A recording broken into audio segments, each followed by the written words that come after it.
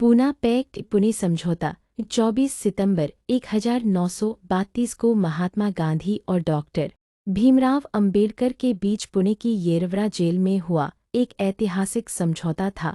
यह समझौता दलितों तब दबे कुचले वर्ग या अछूत कहे जाते थे के राजनीतिक प्रतिनिधित्व को बढ़ाने के लिए किया गया था।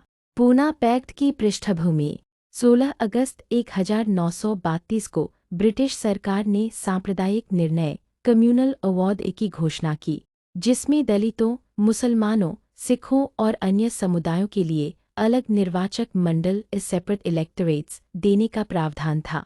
डॉक्टर अंबेडकर ने दलितों के लिए अलग निर्वाचक मंडल का समर्थन किया, क्योंकि उनका मानना था कि इससे दलितों को अपनी राजनीतिक आवाज मिलेगी।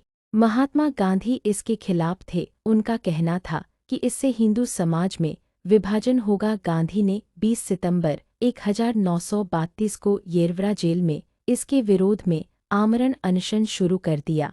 समझौते की मुख्य बातें: अलग निर्वाचक मंडल हटाया गया। सांप्रदायिक निर्णय में दिए गए अलग निर्वाचक मंडल को रद्द कर दिया गया। इसके बजाय दलितों के लिए सामान्य निर्वाचक मंडल में आरक्षित सीटें देने का फैसला हुआ।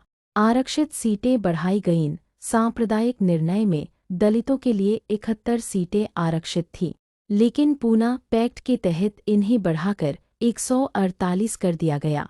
शिक्षा और नौकरियों में प्रतिनिधित्व: दलितों को सार्वजनिक सेवाओं में उचित प्रतिनिधित्व और शिक्षा के लिए विशेष अनुदान देने का प्रावधान किया गया। प्राथमिक चुनाव की व्यवस्था: कुछ प्रांतों में दलितों के लिए प्राथमिक चुनाव की प्रक्रिया लागू की गई, जिसमें दलित मतदाता अपने प्रतिनिधि चुन सकते थे। पूना पैक्ट का प्रभाव: इस समझौते ने दलितों को राजनीतिक रूप से सशक्त बनाया और उनकी आवाज को विधायिकाओं में जगह दी। यह भारत में दलित अधिकारों की लड़ाई में एक महत्वपूर्ण कदम था। हालांकि कुछ लोगों का मानना है कि गांधी के अनशन के दबाव में अंबेडकर को यह समझौता करना पड़ा, जिससे अंबेडकर खुश नहीं थे। विवाद: अंबेडकर का मानना था कि अलग निर्वाचक मंडल दलितों को स्वतंत्र राजनीतिक शक्ति देगा, लेकिन गांधी के दबाव में उन्हें समझौता करना पड़ा। कुछ विद्वानों जैसे अरुंधति रॉय ने कहा कि गांधी ने अपने अनशन से अंबेडकर पर दबाव बनाया। पूना पैक्ट ने भारत के संवैधानिक इतिहास में एक महत्वपूर्ण भूमिका निभाई और बाद में स्वतंत्र भारत में आरक्षण की नींव रखी।